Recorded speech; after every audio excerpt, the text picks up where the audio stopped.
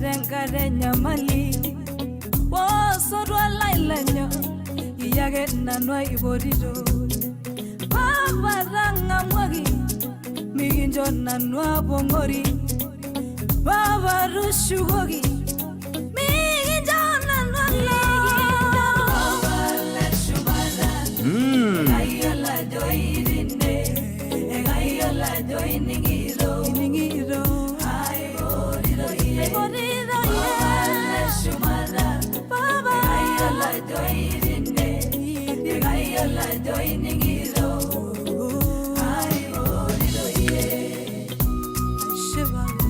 Yes, thank you so much and welcome tonight. This is a beautiful evening. This is a beautiful evening, and I want to take this opportunity to welcome you wherever you are. I know that we have had a beautiful day, and I want to take this opportunity to welcome you for this, or rather into this beautiful, beautiful program.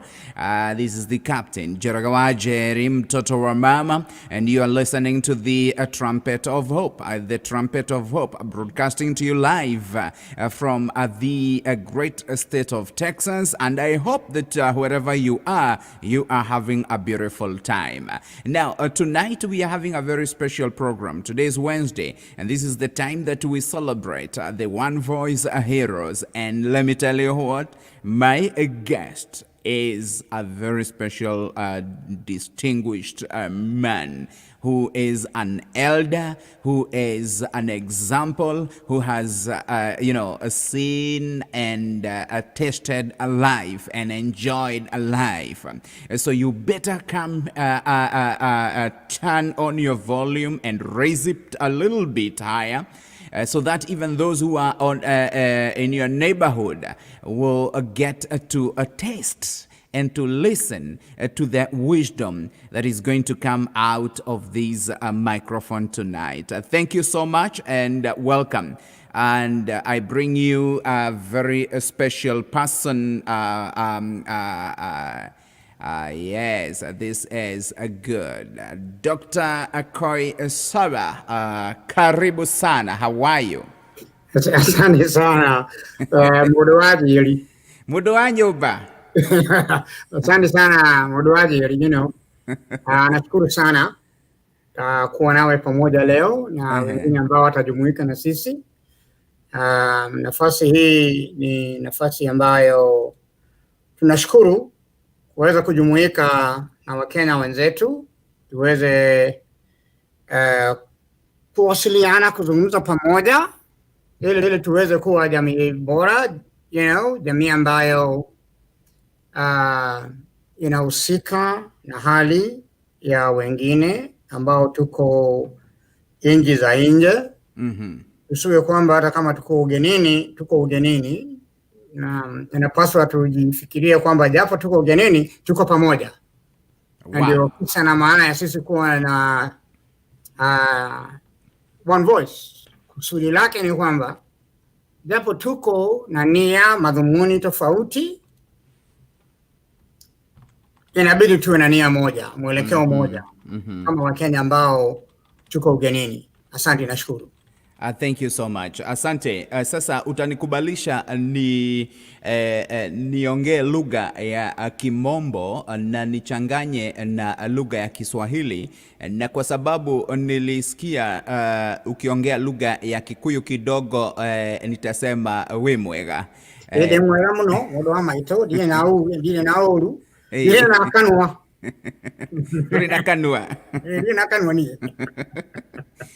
You know, the last time I saw you live was during the Zoom meeting with the ambassador, and I realized, wow, you are such a respected elder. Tell me about the position of the elder and the role that you play in the society, and who are the other elders?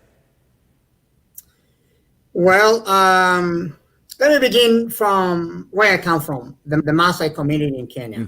Yeah. I was born in a place called Nairagi. Nobody knows the date because the Maasai calendar is not the calendar we have, so nobody knows the day and the date I was born, but I know where I was born. I was born. My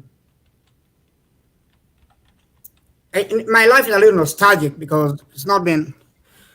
I was born of a father who was among the very few Maasai freedom fighters. Okay. And married to a daughter of a Kikuyu freedom fighter.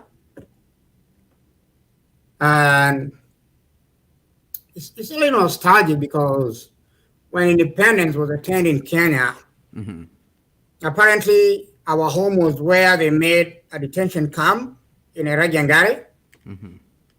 So when my father came back from the forest, from fighting and married my mother and wanted to go back to his land, the home guards had taken that land, my father was wild. And I remember, I don't know my age, but I remember, my father fighting, there was a little fight at home. And then back then, the DO, the district officer was still a Mzungu. So this home guards man brought this Mzungu man. I didn't know what a gun was. I saw guys cutting stuff that I didn't know what they were. They were talking a language that I didn't know. And apparently, I go to learn that later. My father was arrested. Our home was burned down. So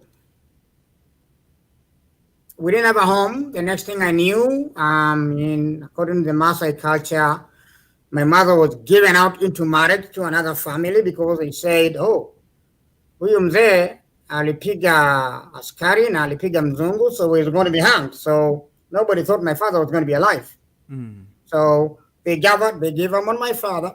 So my mother was given out into marriage to another family. I had to go with her, and I became a son of another man.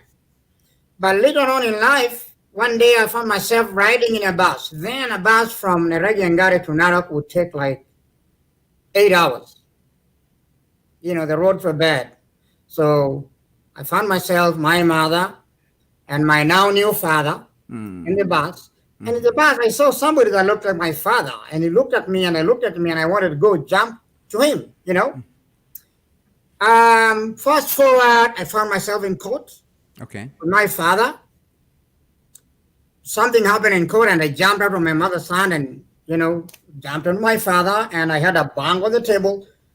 And this is something that I learned later, the judge ruled that I was given custody to my father. That was the last time my mother cried. I was looking at her crying, and that was the last time I saw her. Because my father took me, and because he spent a lot of time in jail, he didn't have no cows, he decided to go look for work.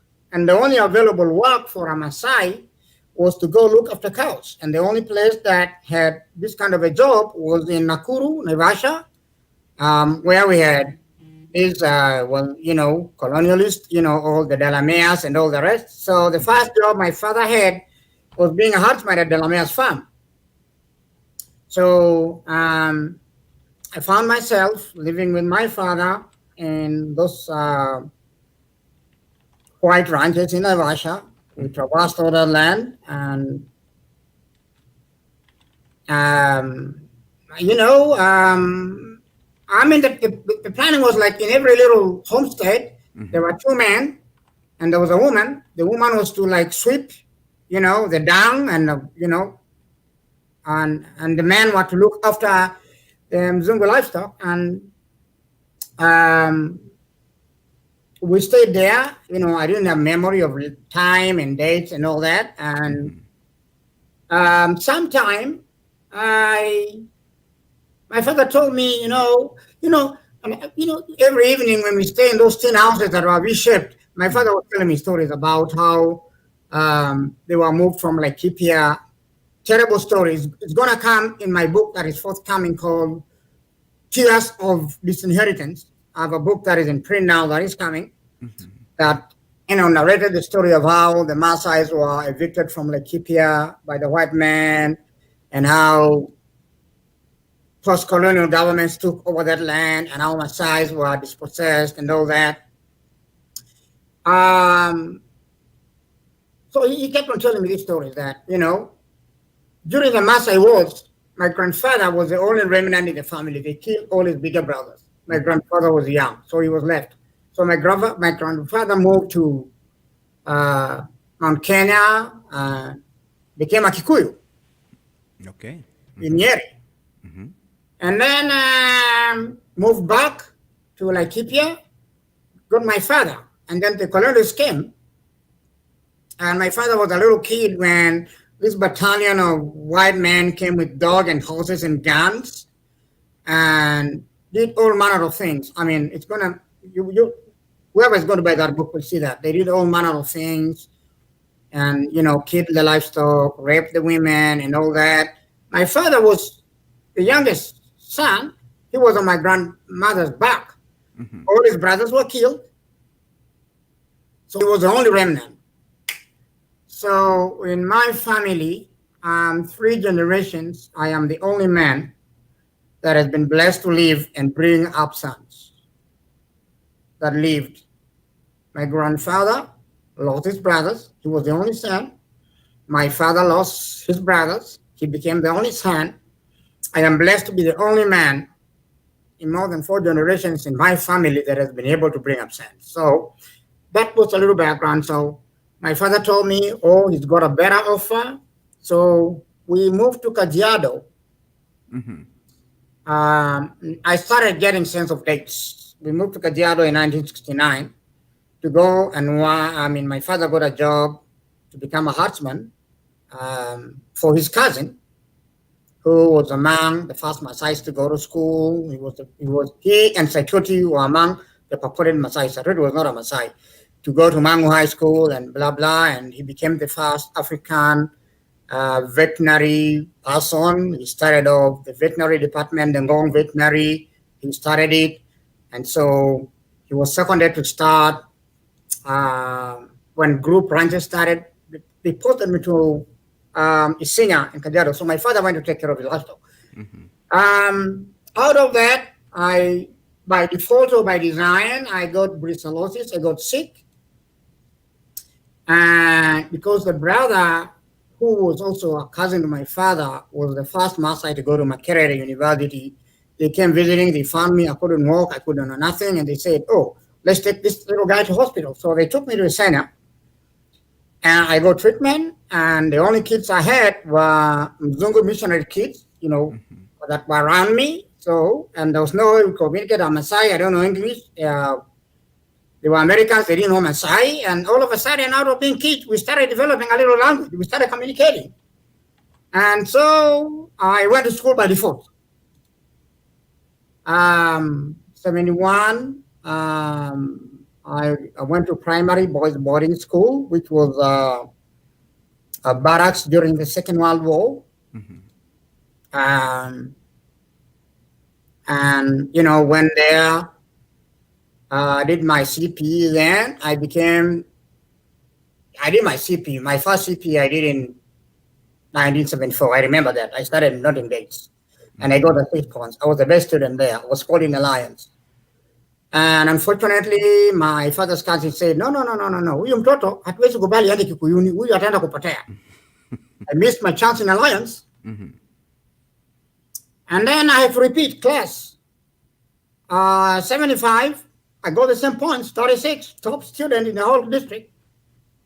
My father's cousin says, no. Uko ni mbali hata kuliko Alliance. Uko ni Kikuyuni sana. Let him not go to that school. And was not given an option. So out of that, I decided to work like Syrian to Kajiado. For an ordinary person, you'll take 2 days. But it took me 6 hours to run from home. Because when I was in primary school, I was an athlete. I used to do like running like crazy, you know. I owe who I am now to my body, my legs, and what I used to do. So I did my running. We used to compete with the high school that was next to us, Kenyans High School. So I went there. I got there around 5, and the office was not closed. So I walked into the principal's office. I showed him my results, and he knows me because I used to compete with high school students when I was in primary school. Yeah. And he said, really? Like, you can't go to Mango High School? I said, no. So what do you want? I want to go to school. Nilikuwa na viatu inaitwa kala. Ginyera. Ginyera, mnaita ginyera, yes. So he looked at me, it was about 5. He didn't know I was going to sleep. So he took me to his house. I slept in his house. The next morning, he took me to the biggest store in Kajiado, which was called Masai Store. Apparently, Masai Store was being run by our neighbor back home, the late Mzee Olesein. So, and he knew me because we used to drive our cows to his dip to dip our cows. So he looked at me, he used to call me grandson. Hey, grandson, what brings you here? I said, I was called in Mango High School. I can't go there, but the principal has admitted me. I don't even know why he brought me here. So he told me, I've admitted this child. He has no support. I have come to buy him all what he needs. Guess what they did? Mzee Olesein, the late Olesein, and the late Reverend Boke bought me stuff for school for a whole year. So I went back. I got my room in the dormitory. The next morning, I was in parade in the morning. And guess what happens? The late Ole Tipti brings his son Richard to school that morning, and he finds us on parade. And, he greets us. He was a big man. He greets us. And, the principal says, we have one of the brightest kids here, but he's got a uniform. He's got everything that he needs, but he doesn't have fees. Guess what Ole Tipti does? He does a check for 3 years for my high school. Wow. Right there. Well, I was an athlete. I did track. I was very good in track. Matter of fact, at one time during Rift Valley Championships, when Ben Gipcho was a champion for 800 meters, nilienda kukimbia miguu tupu of raha, and I beat him in 800 meters. Miguu tupu. Then there was a little, in Kenya those days, the military was recruiting people because of their physique. In my Form 4, I remember I just registered in March for my O-levels.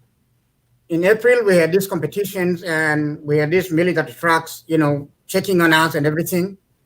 I didn't have an ID. I didn't even know my age. And then all of a sudden, winning my 200, my 800, and my relays and all that. The next thing I see is, military man talking to the headmaster of the school, and I get pulled aside. We were 4 of us that were pulled aside.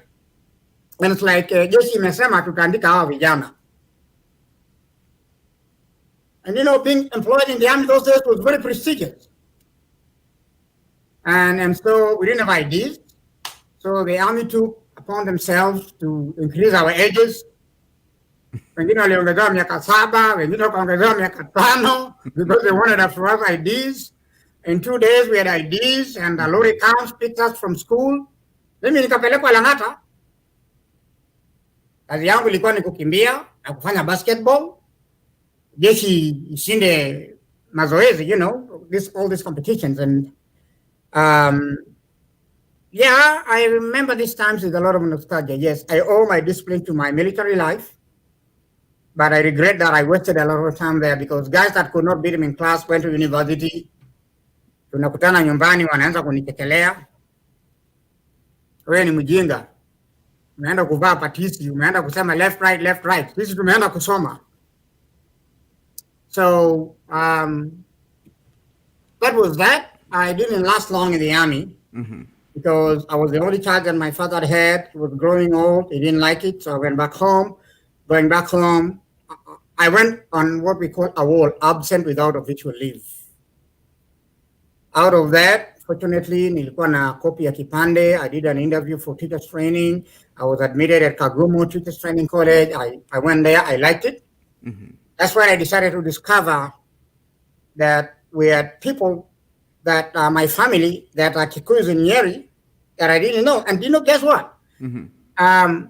It got me, put on my shukas and take the road from the T2, Kiawadanje, take my walk, take my jog. Then one day I met this old Kikuyu man that was herding his cows along the road. Yeah.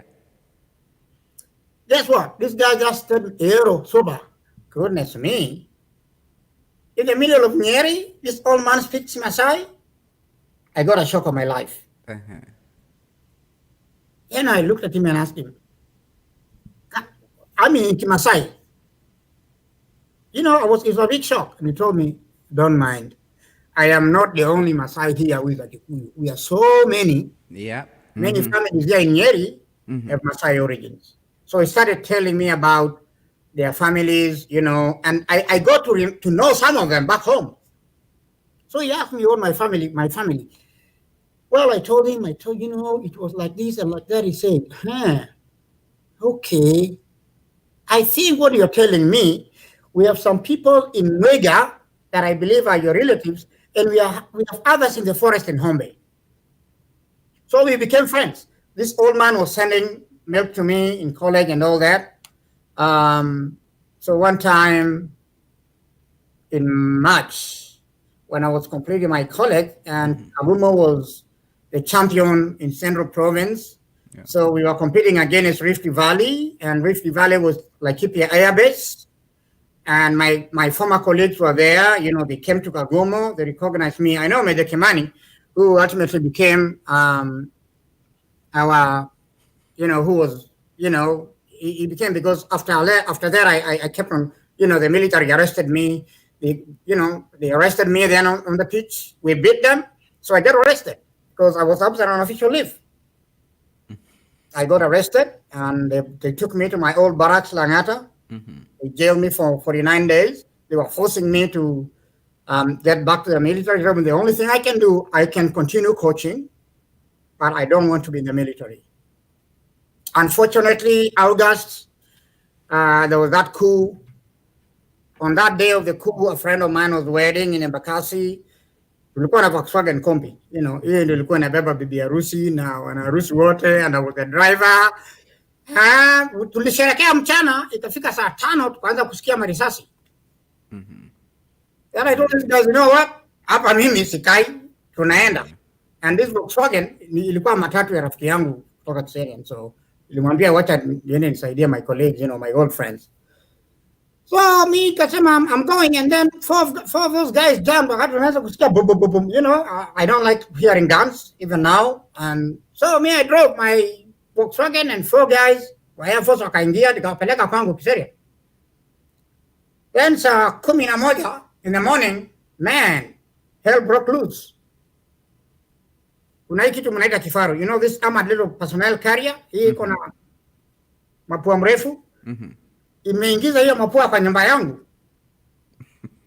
You know, guns all over us, and tumeshikwa, tumepelekwa Langata Parade Square. Guess what? Kimani, who was our games directors in the army, and the late Longisa, who was a coach in boxing, wakutoka nyumbani, he taught me to box. I did boxing too those days. Wakasema, no. Huyu wako R.Ole. He's not part. Hata tumekuwa tukitafuta imutu for a long time.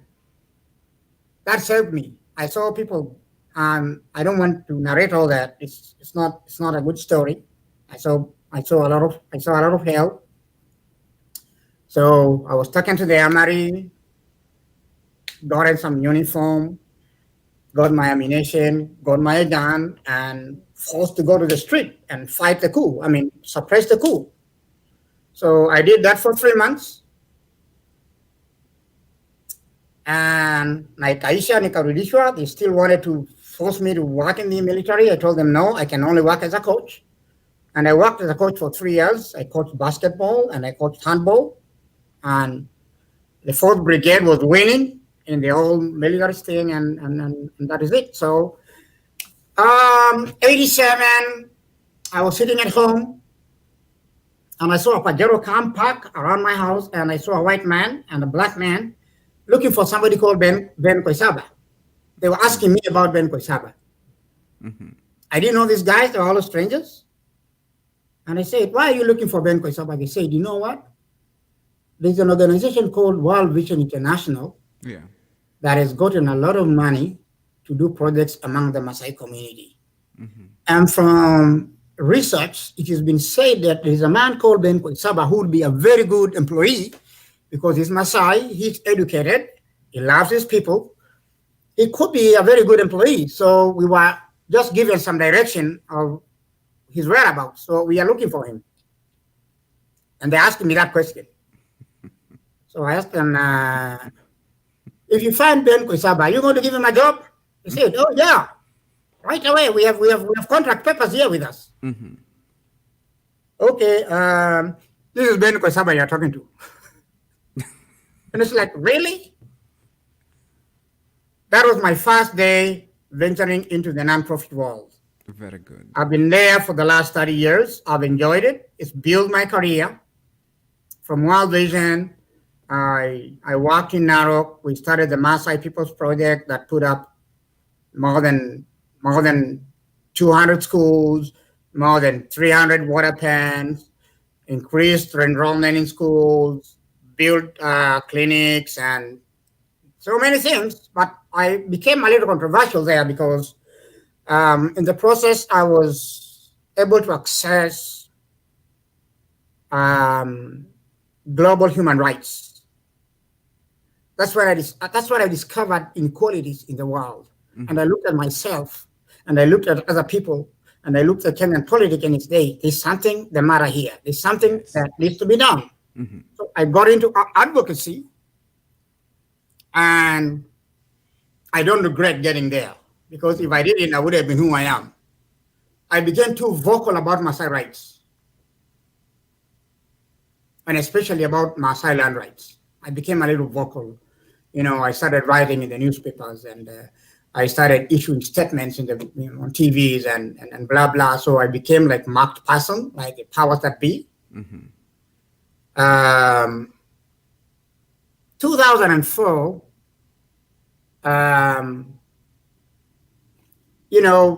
With the Maasai NGOs and international organizations, they started to talk about, hey, in 1904, the Maasai were forced to sign an agreement that forced them out of their land, in all the way from Laikipia and the rest.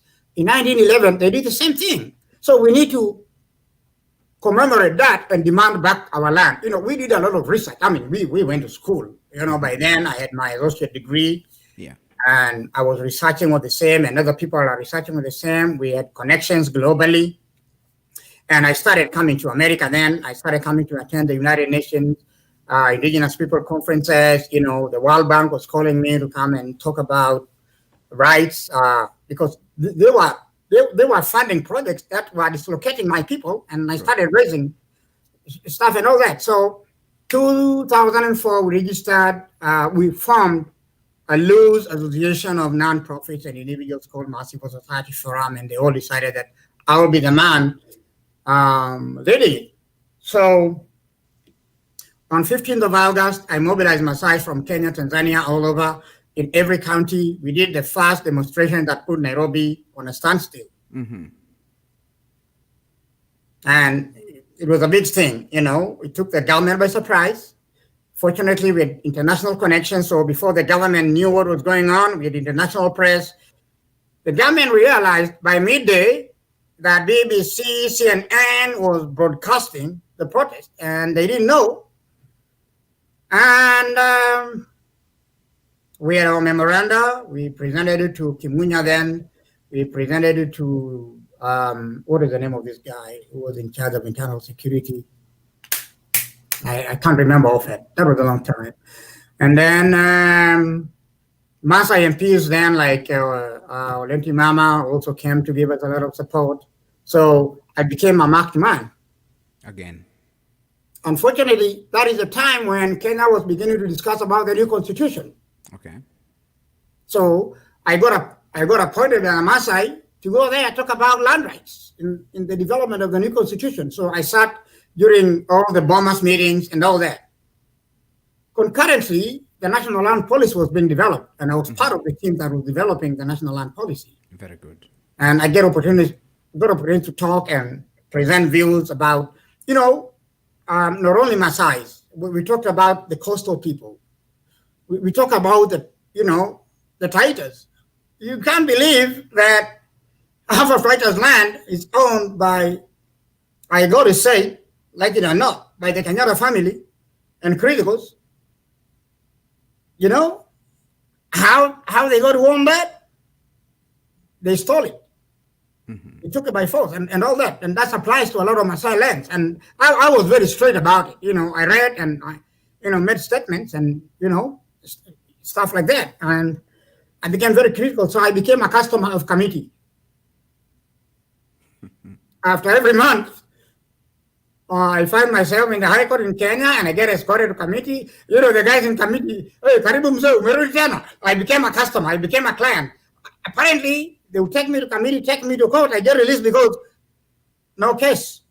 But I had to be, I had really to be subdued, but it got a little tougher after 2007 when we had the terrible election violence. Very good. Let's stop there. Let's put a pause right there.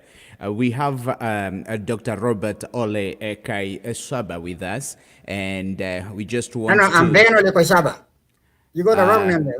I'm not Robert. I'm Ben Koissaba. Now, this is very interesting. Ben Koissaba, and I don't know why my typing came to Robert. No, my first son, my firstborn son is called Robert. Now that is very interesting because I see him here. Yeah, that's my name. And I have this one here who is saying that's my dad. Oh, yeah, that's my baby girl. Yeah? Oh, that's my baby girl. Yeah.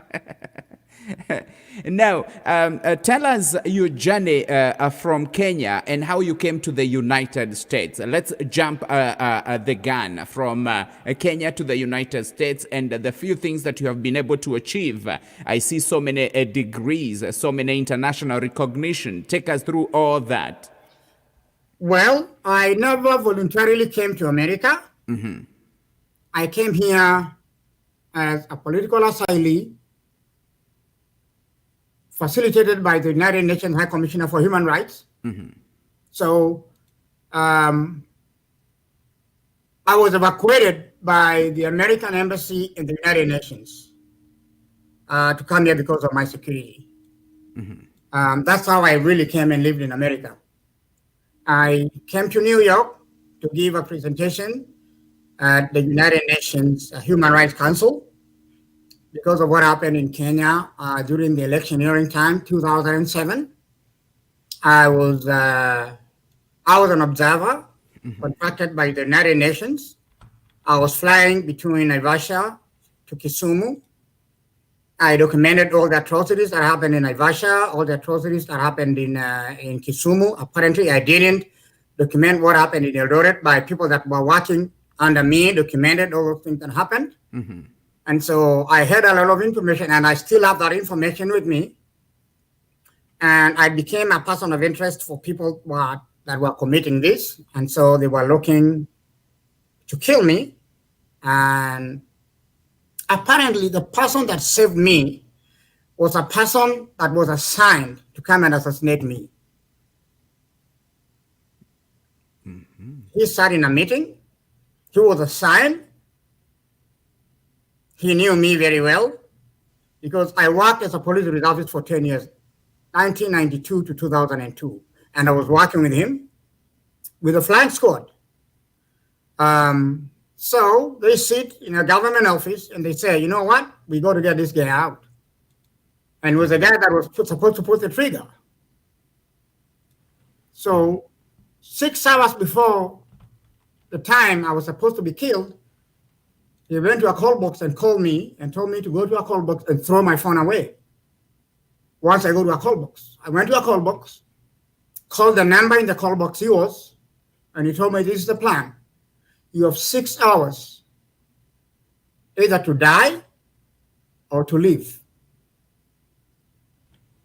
So, of course, before that, the gunman was raiding my house. They took all my cameras, my computers, my flash drives and everything, my cameras.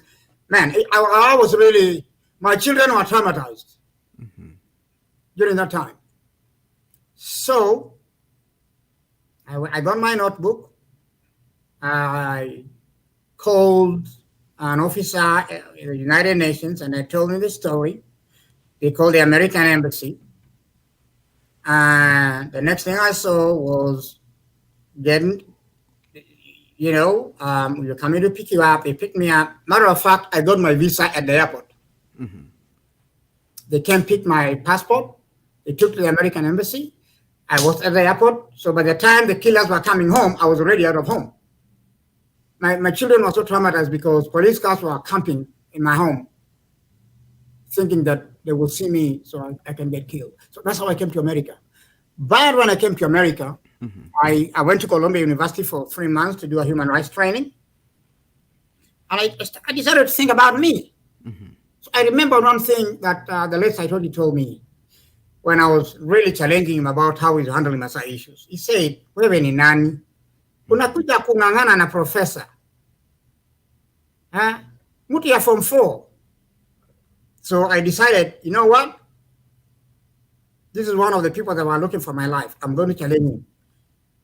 Nitakuwa professor kama yeye. So I made a choice. In 2010, I went to school in Northwest University, got my master's in social entrepreneurship. Okay. On the day of my graduation, I got a letter of admission for my Ph.D. at Clemson University. And I went to Clemson in 2012. And my research was specifically on whatever you said, human rights, business and human rights, policy, money, governance and all that. Mm-hmm. And I started publishing internationally when I was first year of my PhD, because every class paper that I did, I made sure I got published because I was writing about the truth of what I know about my people, my country, and human rights. This is why I've been able to publish a lot, because every class paper that I did was not because I wanted to complete my PhD. I was telling my story. One time I was challenged. South Carolina is the Bible Belt and too racist. I was being forced to do what I didn't want to do. Can you imagine the whole chairman of a department telling me, Ben, you either do dating violence, because that is the biggest problem you have here, youth dating violence, or if you don't do that, you're out of here. Twice he decided to discontinue me.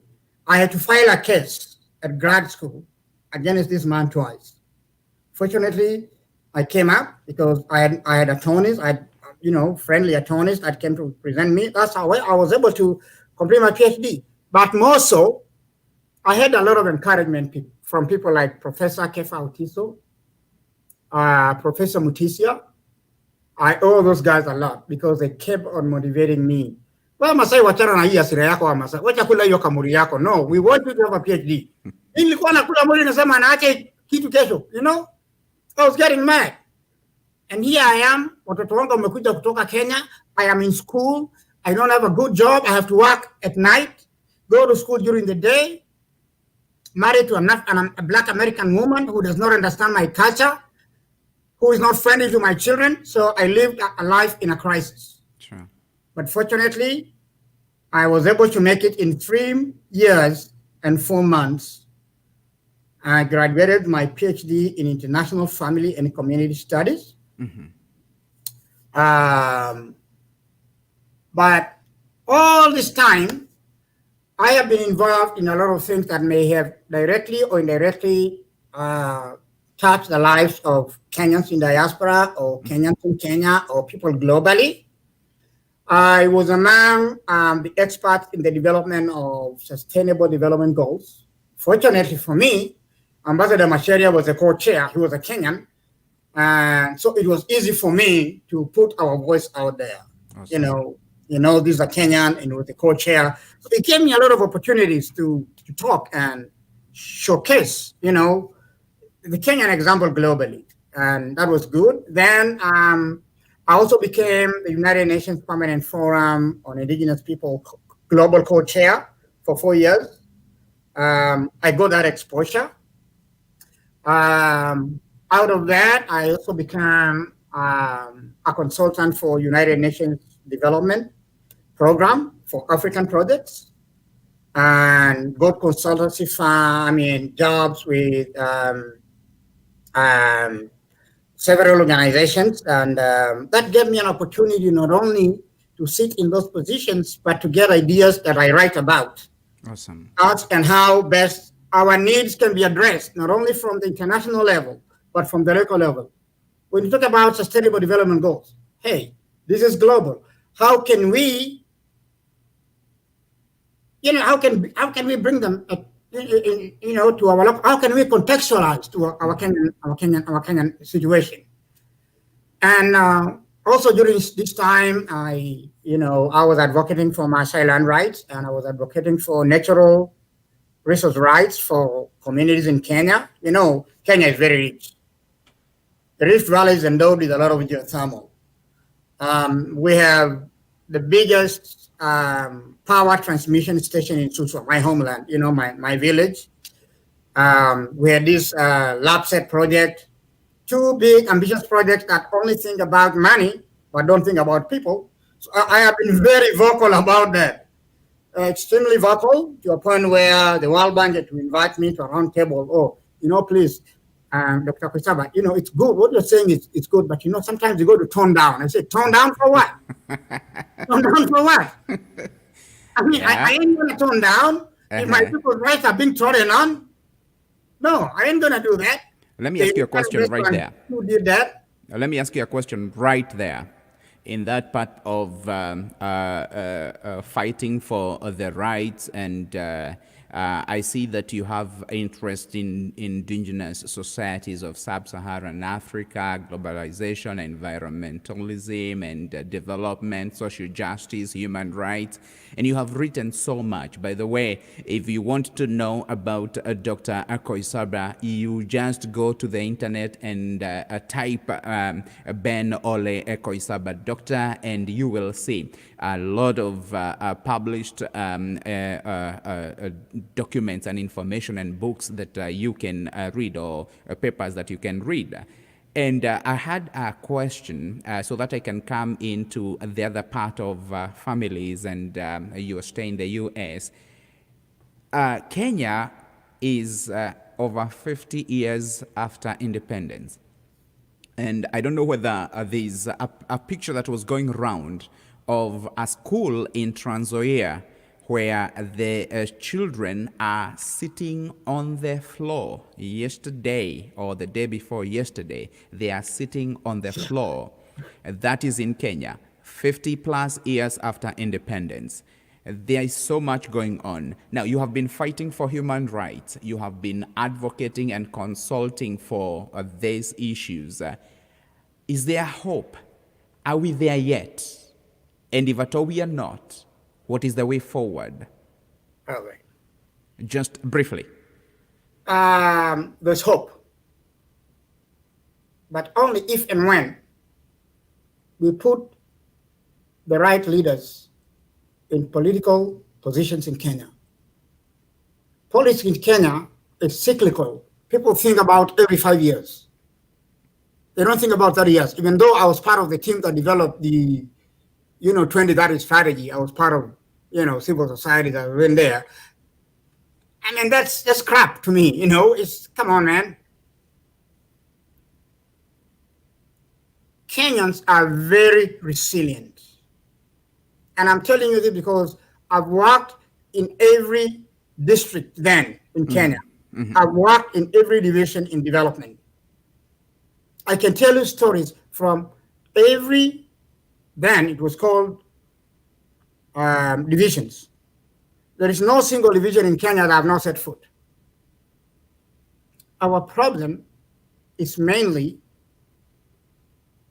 we elect leaders out of motive, not out of logic. That's a big deal. Mm-hmm. Motive, modu, huyu ni wetu. Modu wetu. That's what you guys say there in this other language that I am related to. Mm-hmm. You see, when political positions are vied for personal interests, not the interest of the nation, mm-hmm. the output is for the good of those that got elected. It's not for the common man. Yeah. 2,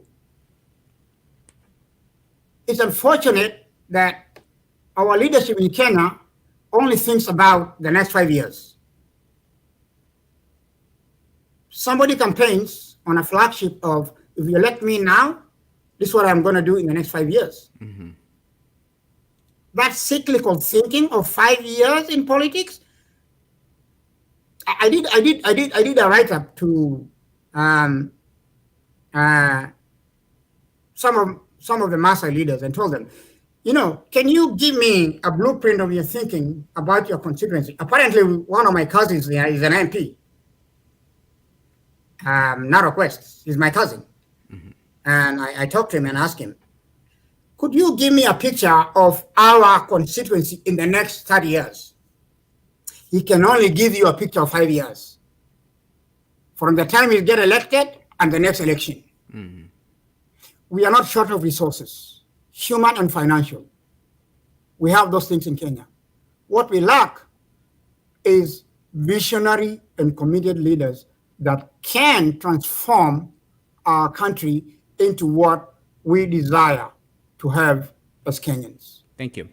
Question. Now that you're in the diaspora, and I know you are very vocal, and I know you sit in very many organizations here in the diaspora, we also have these WhatsApp groups that are coming up, so many of them, in with a tribal and party politics and religious division and economic class ideologies. What is your message to the Kenyans in the diaspora, some of them who listen to you by the virtue of being one a great success story from the Ma community, and also a doctor who has gone to school, and a former soldier, from Kenya, and also an elder? Well, the genesis of One Voice started when we were talking I'm a member of the Council of Elders. I'm a founder member of Diaspora University and many other organizations, Kenya. But one thing that really made me like, hey, what is wrong with us Kenyans in diaspora? Mm-hmm. We can't talk about us. Every little outfit want to talk about themselves. We become like little briefcase organizations here that talk about Kenyans. Why can't we have one voice? How can we speak about issues that are cross-cutting about all these Kenyan organizations in diaspora? That's how One Voice started, because I raised that question in the Council of Elders. I am tired of being in this group. I'm not getting paid to be on Zoom meetings about Kenyan groups that are 100 plus here, and every group is setting up Zoom meetings, and everybody, come on, man, I didn't want that. So I raised that issue. Mm-hmm. And this is my thinking. Every Kenyan diaspora group has a right to be who they are, doing what they are doing. But there's one problem. We will miss the point if we do not agree on things that are cross-cutting. One of the things that is cross-cutting is representation. Guess what? Diaspora is now leading in terms of remittances in Kenya. But where is our voice? Mm-hmm. We don't have, it's like DC, taxation without representation. I am tired of that. We need to come together as Kenyans and, demand political representation in decision-making in Kenya. Because if we are building the economy in Kenya, hey, excuse me, you need to listen to us. We need to have representation. The second thing that crossed my mind was economics. Mm-hmm. We are Americans. We live in America. We understand business dynamics in America more than guys that sit in those offices in Nairobi. A guy is brought to Nairobi that does not know the dynamics here to negotiate about trade with America. Man, this guy, he knows nothing about the dynamics here. So why can't we get involved about that? We know we are businessmen here. For example, for me now, from next week, I will be teaching using an online forum on business startups, mm-hmm. Innovators. I'll be doing that. We have a Pandey who's been trying to negotiate, getting involved, bringing in, American minds into negotiations like that. Why are we not involved in negotiations? And we know the dynamics in America more than a guy that sits in Nairobi. That thing is, we have this tendency that, of course we come to America, we die here, but we want to be buried in Africa. Mm-hmm. Excuse me, can't we look for a way where we can all relate and, we become our brother's keeper and, educate our people on social security, on insurance, about life insurance, funeral insurance. So we don't have to bother our people in Kenya, bother our people out here, we will all die one time. What can we do about that? Mm-hmm. And then more so, we live in a globalized world. We are using the internet now to talk, isn't it? Yeah.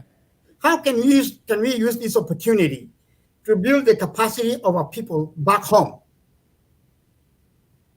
Okay?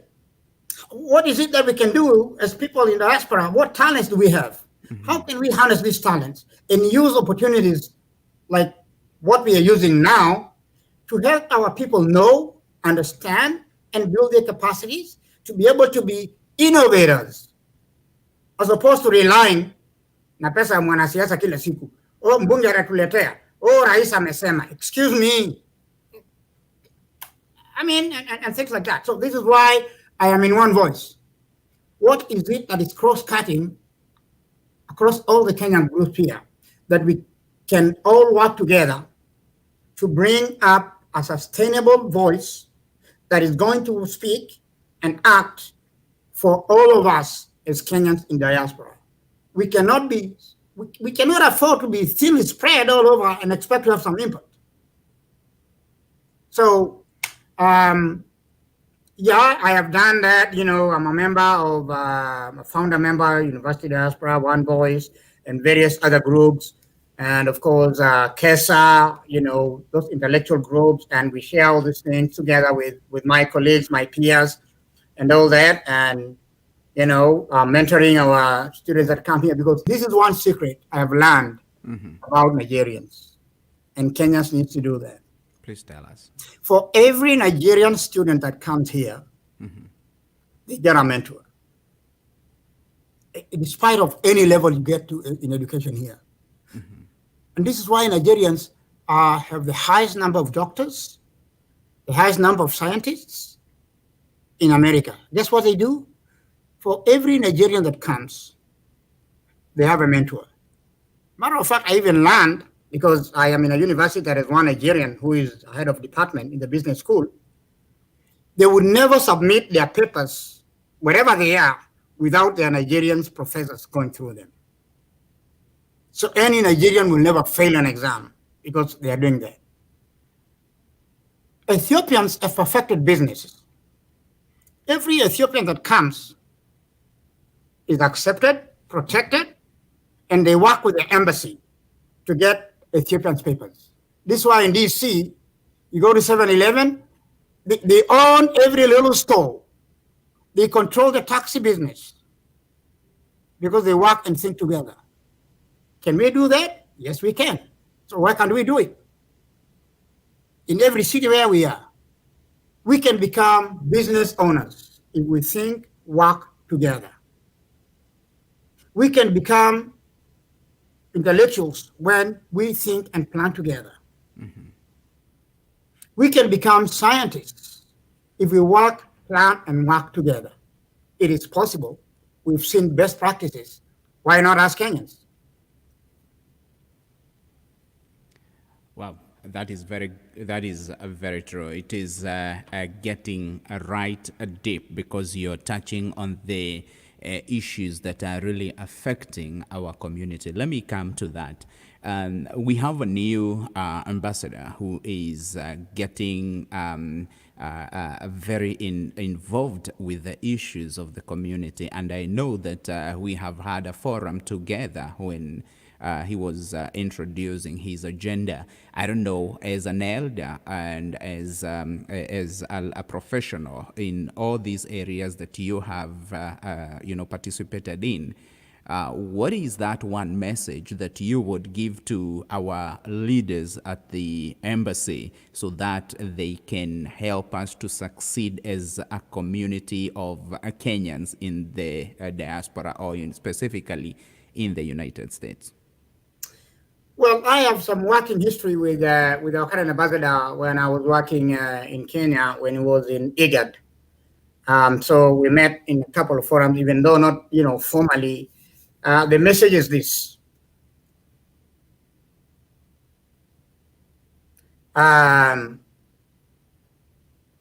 We have a history of irresponsible representation in our embassies. Mm-hmm. Irresponsible in the sense that, somebody is posted to DC, anakuwa mkubwa sana. In Kenya, in Kenya, you know how somebody, when you're in a big office, you're a big man. We expect outreach from our embassy. Mm-hmm. We expect an embassy that listens to our grievances, to our interests, to helping us getting links, those of us that are in America, getting links of how best we can help develop our country. Mm. We expect an embassy that is outreaching, that listens to our voice, that makes it easy for us. For instance, man, can you imagine you have to travel to DC, California, or New York to get an ID or to get we need an embassy that is going to lessen our burden. You know how we work in America. Can you imagine mtu atakosa mshahara siku tatu aende DC, and this is the money he needs to pay the rent na kupeleka watoto shule na kukula, but because you need to renew your passport mpaka uende DC. Why should my application be sent to Nairobi? Atungoje tupeleke Nairobi tume hapa tena. Excuse me, we live in a technological world. I think about paperwork about Kenyans, our embassy needs to have everything that we need in terms of documentation in DC, in Los Angeles, and probably where we have high concentrations of Kenyans like Seattle, Minnesota, Texas, California, of course. They need to decentralize all these things. We need to have people in some of these areas that we have a lot of concentration of Kenyans. Mm-hmm. So we don't have to miss our paycheck because I have to go to the embassy in DC to get my paper. That's number one. Number two, about building our capacity and helping us build the capacity of Kenyans. I'm telling you, we have brains. We have people that send people to the moon that are Kenyans here. You can't believe that one of the best heart surgeons in America is a Maasai Kenyan. You can't believe it. But he has no place because he can't be heard. We need an embassy that is open to do what we call resource mapping of Kenyans in diaspora. Very good. Then you know who is where, what is their talent, map that talent and match with the needs we have in Kenya. So we can begin to invest and build capacity out there in Kenya. It's gonna be a motivational thing to make us want to go to Kenya.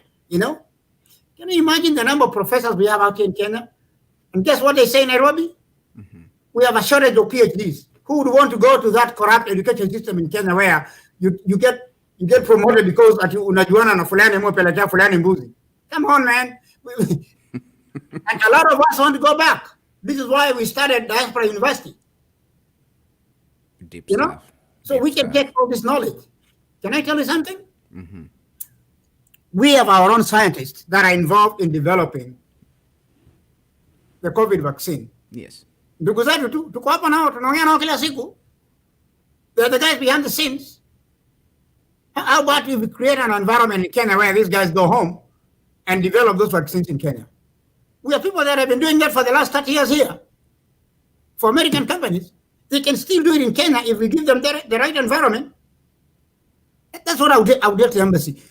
Help the Kenyan government think about how they are going to create an environment that is friendly, that is motivating, that is allowing us to take all the skills we have there.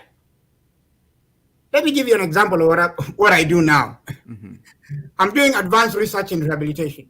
Guess what? Yeah. Before COVID came, America had this epidemic called opioids. A lot of Americans are dying of it. Guess what? I am part of a leading team of researchers in America that is trying to know how best that can be managed. And you know what? Kenya is not exempt from that. Mabangi ziko Kenya, madawa ziko Kenya. We are losing a lot of our youth to that. Yeah. And I'm here doing research to help Americans. You know, the embassy needs to create an environment, a very friendly environment, where when you walk into the embassy, uangaliwi kama pengine uko na shida kubwa sana, because I've walked into the embassy and when people look at me, it's like I am so much in trouble.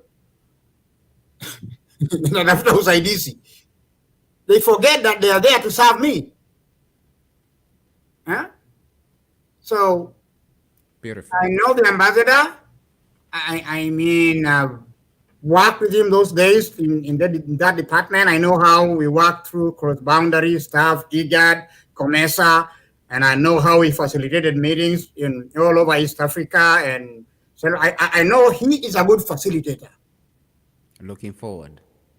Yeah, so if he brings on board what I knew him doing to facilitate IGAD and stuff like that into his docket here in America, and allow us to do some training for his staff out there. Those guys need a lot of training. Some of the people he works in there, oh man, they need a lot of training.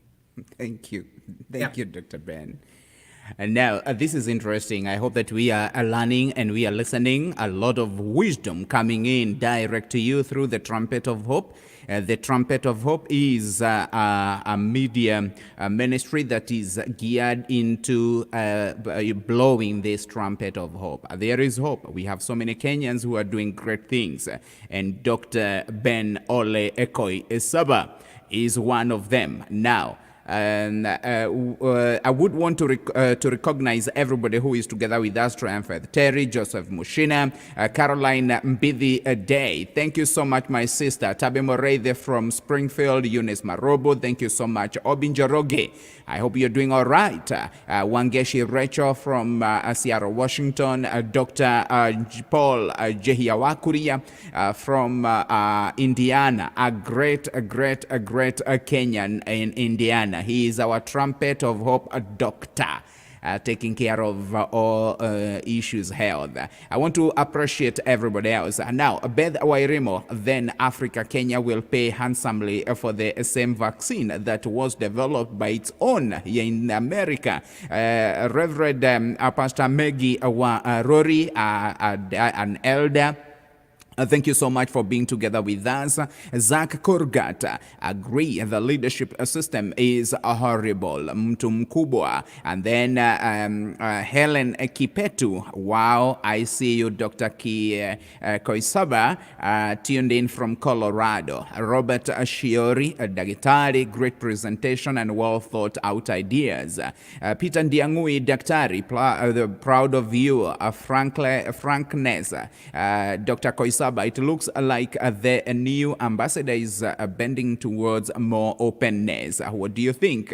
That is Dr. Peter Ndiangui, one of the great supporters of the Trumpet of Hope. Beth Wairemo, thank you so much. Patrick Nganga, yes, we need ID and passport services brought closer to the people. By the way, Dr.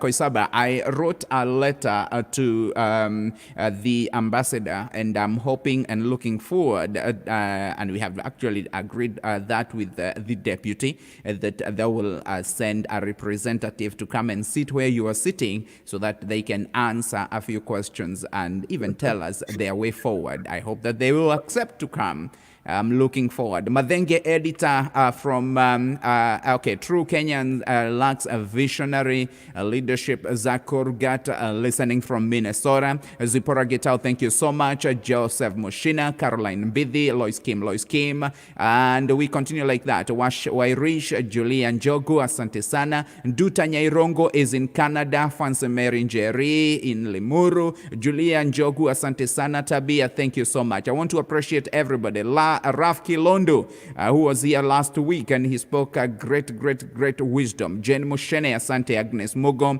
Robert Shiori, thank you so much. Rin Koissaba, thank you. And she proudly says, that is my dad right there. Now, Shikagoko, thank you so much. And Alice Koirothoti, I appreciate all my viewers and my listeners. If you're tuning in right now, we have a lot of wisdom coming up, and I don't want to I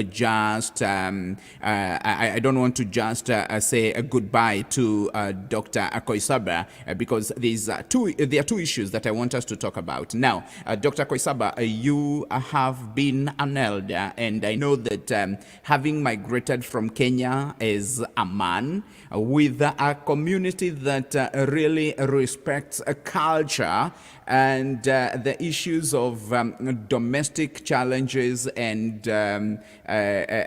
coming from grace to grass, especially when Kenyans come here and they forget their vision and they go to the streets or they get into drugs and they are deported, they get into alcoholism. And I know you promised me that you're going to speak about that out of your experience. Tell us a little bit about yourself and just share a little bit about that. This is bittersweet for me. Yes. Bitter because I've been in the trenches. Sweet because I came over that. We do have a challenge when you come to America because the stories that we are told about America when we're home are like America is a little heaven.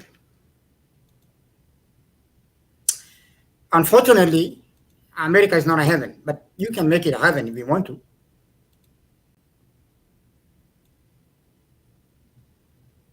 Unfortunately, we do not have acculturation sessions for those of us that migrate here. All what we know is when you go to America, you will find everything you need in this world. But when you land here and live that real life, it becomes a problem. Mm-hmm. More so, you have children that also migrate and come with you here with that notion that it's the land of the free. You get a lot of domestic conflicts. And I've gone through that. And I've had my marriage break because of that. I've had relationship with my children break because of that. And unfortunately, I got sick. That I had to be treated by narcotics for over a long time. I got hooked up to narcotics. I had to go through 3 months, rehab to get out of it. Mm-hmm. When I got my first surgery in 2018, I was on narcotic for 6 months. I was kicked out of the house by my ex. Good Lord, yes, I was lucky. I had a Kenyan student who was doing his Ph.D. out there. He picked me up and took me to his house. And I lived with him until I was able to get my ticket back to Kenya, and I went to Kenya. It is not easy. You can fall from grace to grass, and I know that. But who tells you cannot raise from grass to grace? Mm-hmm. I've been in both ends, and none of us is immune to that. But here's the thing. The power of positive thinking matters a lot. When you focus on the negatives in your mind, mm-hmm. you'll go to the grass. But your faith about your capacity, your ability to overcome, you will overcome. I have overcome. I believe in alternatives. Another world is possible. Where you place me, is not where I place myself. If you stick your head above the waters, if you see possibilities, not failures, if you think positive, you can always make it. True. Yep. Very true. So when you look at yourself from then and now, and when you look at your children, where they are right now, they're able even to write to us right now, what do you say about yourself and the things that you have been able to achieve? Well, I would say I'm a proud father of 5 boys and 1 girl, and 5 grandchildren. I'm a proud father of hardworking children. They told me from a long time ago, you know what, Dad? We're grown-ups. We'll take care of ourselves. That in itself motivates me that I have kids that are proud of who they are. Mm-hmm. I am proud of my children because they don't depend on me. They work hard for themselves. Of course, they consult me once in a while if there are issues, you know. Hey, Dad, I have this issue. How do I handle it? Mm-hmm. You know, but I've allowed them independence of whatever they want to be. My thinking was when they come to America, they'll go to school like me. That's not what they want. They've got to shape, and they're shaping their own life. I like the fact that they're independent. They consult me when they have to. Mm-hmm. You know, they give me words of encouragement. Like when I had my surgery 2 months ago, they give me words of encouragement. Oh, Dad, you'll overcome. Well, Dad, you've always been a strong man. I mean, you'll come over it, you know. You know, Dad, we're proud of you. You know, when you hear words like that from your kids, you become a happy parent. Mm-hmm.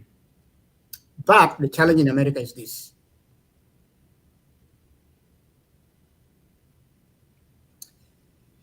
One has to be focused. One has to have their own vision. You need to know who you are, why you are who you are, who you want to be, and how you are going to walk that path to become who you want to be.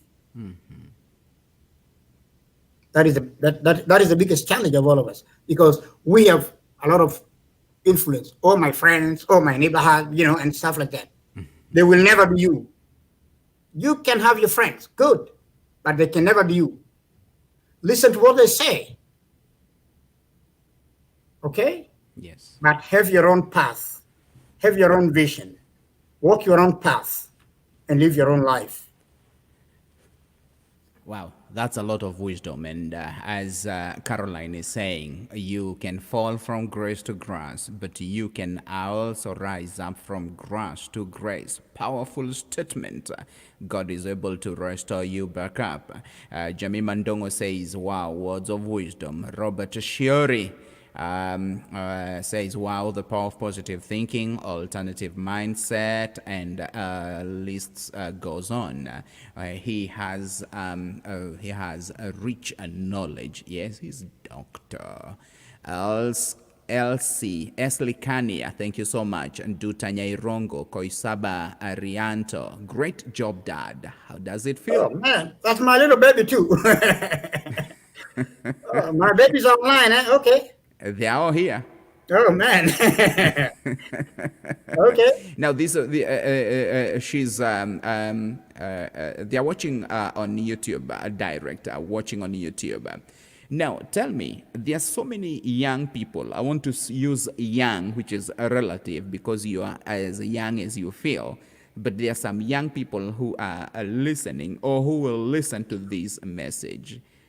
What is that message that you would want them to remember from this broadcast? Looking at that camera right there, what is that message to young Kenyans who came to America either through education or they came with their parents, or they were born here but they are Kenyan parents?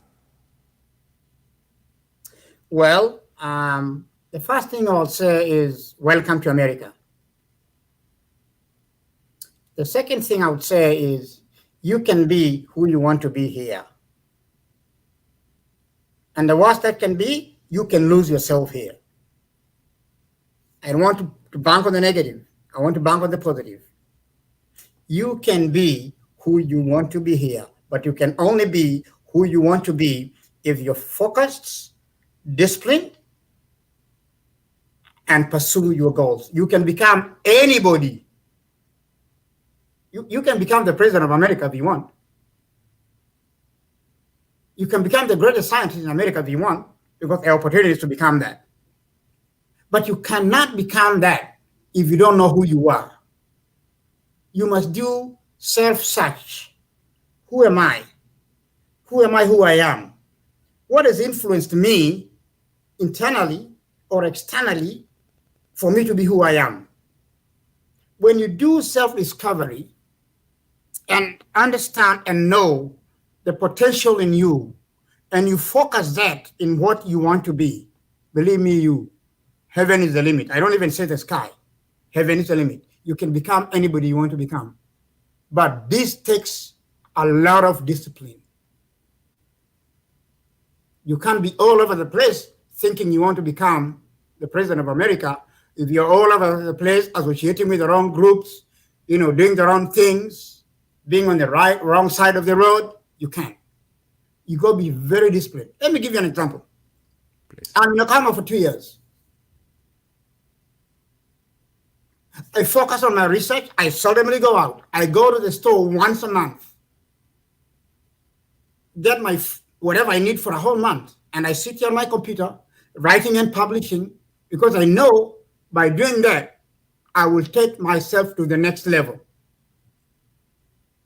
Focus on what is useful, what is important, what is ideal, and who you want to be in life. Everything else is a distraction. Awesome. Thank you. As a man and as an elder, there are men who are listening to you, and some of them will listen to this particular segment. Just take a minute and speak to a man who is living in the diaspora, specifically in the U.S., having so many things going on. What is that message that you would want that man listening to you to always remember?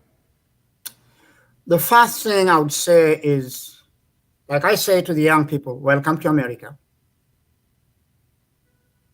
This is not Kenya, where you came from. There's a different culture. There's a different way of doing things. Learn to adapt that which is useful, that which is permissible, that which is workable, but don't lose your responsibility as a man. Why am I saying this? We get a lot of pressure as African men when we come here.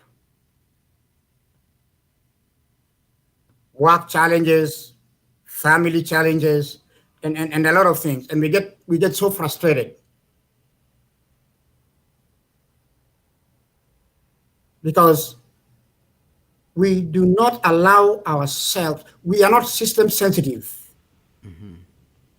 I mean, the biggest thing I would say to men, hey, guess what? Become system sensitive. Learn the system, work with the system. If you don't work with the system will work against you. You'll get frustrated. I mean, when the system begins to work against you, because you put your neck up there and you think, I'm an African man, that is not the system, how the system works here. Mm-hmm. Become system sensitive. Learn, understand, and work within the system. Then you'll make it. Thank you so much. There's a lot that I would get from you. There are people who would want to read some of your publications. Would you please tell us where they can get them, or rather how they can be able to get some of what you have written? I had said they can Google, they can type, and they can see. Yeah, you just write Koissaba R.Ole and you'll get a couple of them. Can you type? I don't have access to this. I mean, just Google my name and you'll find all those publications. Actually, I had done that, and there's so much. And a lot are coming up too. You know, I have a book that is coming up. Yeah. So, oh, where am I? Man, I disappeared. You disappeared. I am seeing you. I have seen quite a lot here, and there's so much. And actually, you can be able to just get them right on the internet, actually. I see Dr. Ben Kosaba, some on the researchgate.net, others on the Google Scholar. I can see Diaspora University Town. You can as well get there. There is also oh my goodness, there is a lot. There is even the rights.culturalsurvival.org, the interview, Ben Koissaba on preparing indigenous people. The United Nations, there's so much that you can read about Dr. Ben R.Ole Koissaba. And I want to take this opportunity to appreciate you, Dr.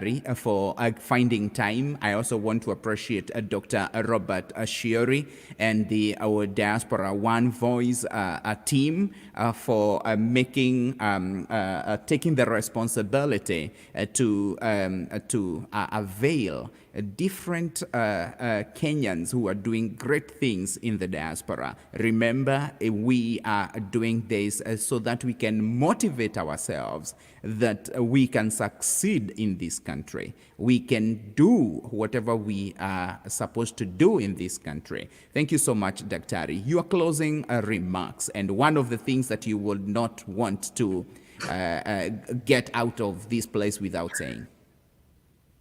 Well, I appreciate you and appreciate One Voice, and my parting thought is this. We can be who we want to be when we want to be with what we have that can make us what we want to be. We are not limited by anything. We are only the people, we limit ourselves.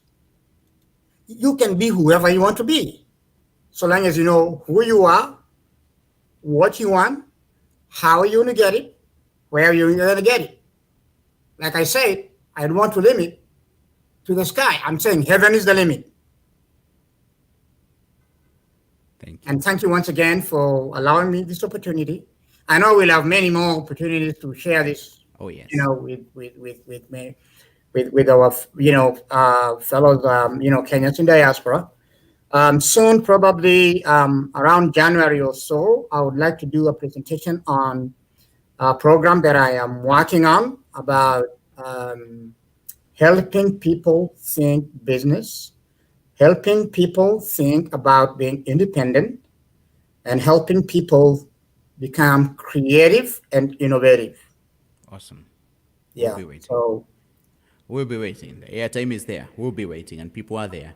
So all thank right, you so much. I want to say thank you. I see Caroline Mbidi appreciating. Thank you so much, great show captain, and Dr. Ben. God bless you both immensely. Thank you so much, Caroline. Joseph Moshina, thank you so much as you go to work. Madenge editor, Dr. Great and Brave Brains. We need this. Focus on what is useful. Be disciplined and be responsible. Live your life. That is awesome. Mary Duta, thank you. Wow, that's awesome. Lots of wisdom. Triumph Terry, she says that she's taking notes, and awesome. Now, Dr. Jen E. Rongo. Wow.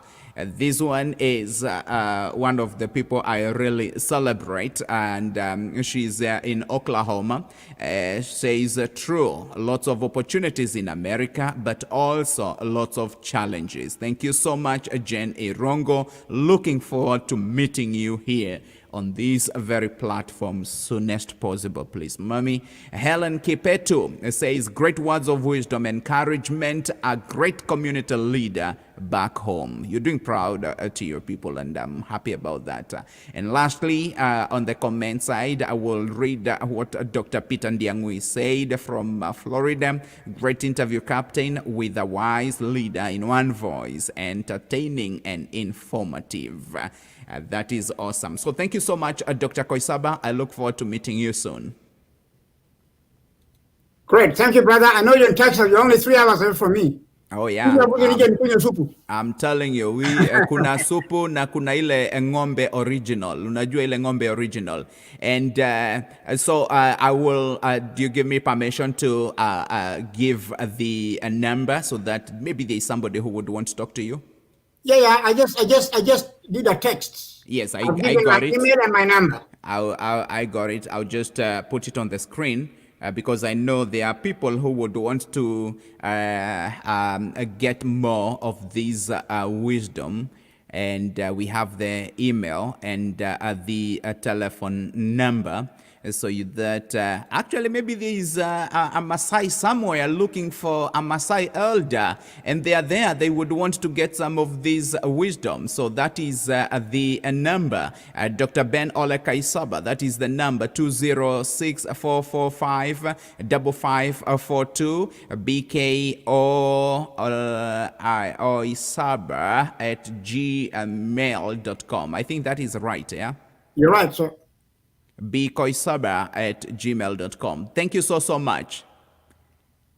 You're welcome, brother. Thank you, and have a good night. I'll give you an escort with one of my friends' song. That is Semean Kaori. Kaori. You know that gal? That gal is my daughter.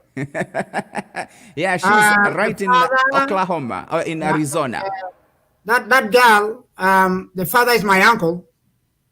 Oh, look at that. I know her back from the village. Now look at that. Yeah. And here I am saying that I want to. Oh, yeah. Oh, wow. Yep. And I had another one called Connie Shampa somewhere in Indiana. I have.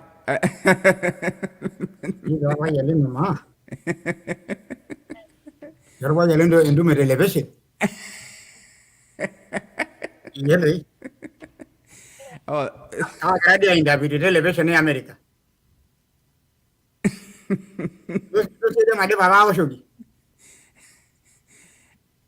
No, don't worry. You Kenyans are waking up and they want to win. So. Oh, they are now watching these things. So thank you so much. Hey, have a good night. All right. Thank you so much. Thank you. Nitokwaria nego ka Oklahoma.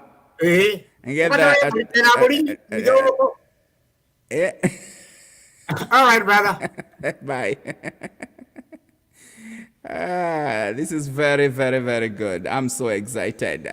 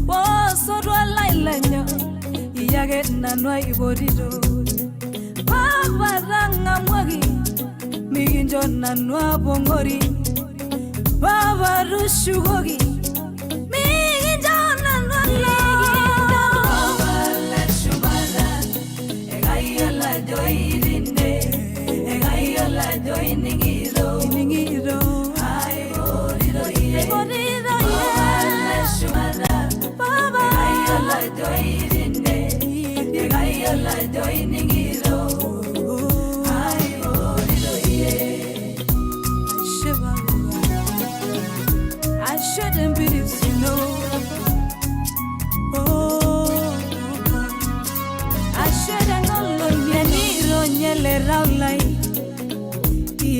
yengegi Dena nyamalul raulai Bungagi Joge seriani Ira yenga inasiba Waljorella yorana Oh winji winyegi Inewe ineme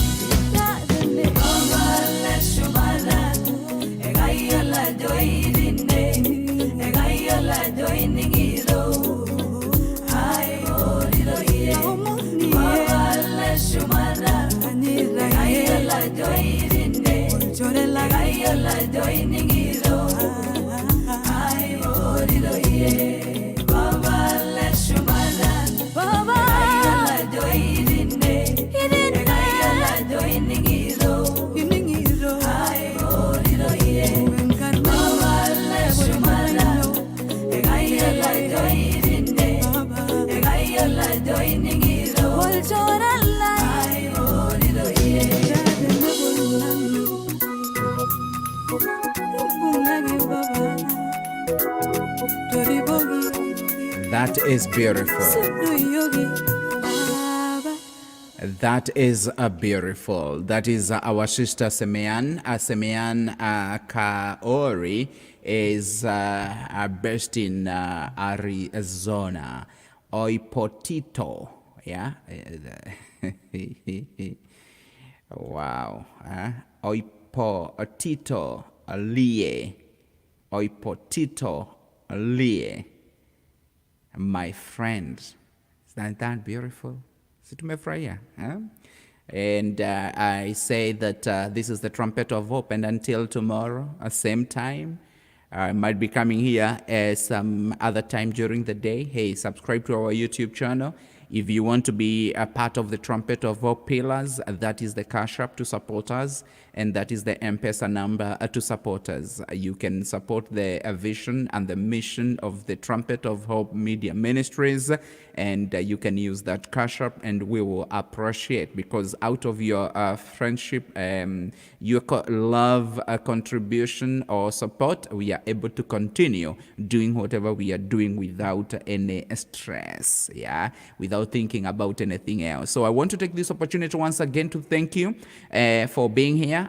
This is the Trumpet of Hope, and on behalf of the pillars of the Trumpet of Hope, who are always supporting us and who always make sure that I'm here, I want to take this opportunity to thank you for being together with us. I'll be back shortly, or probably after a few hours. I'll be back with a very special program.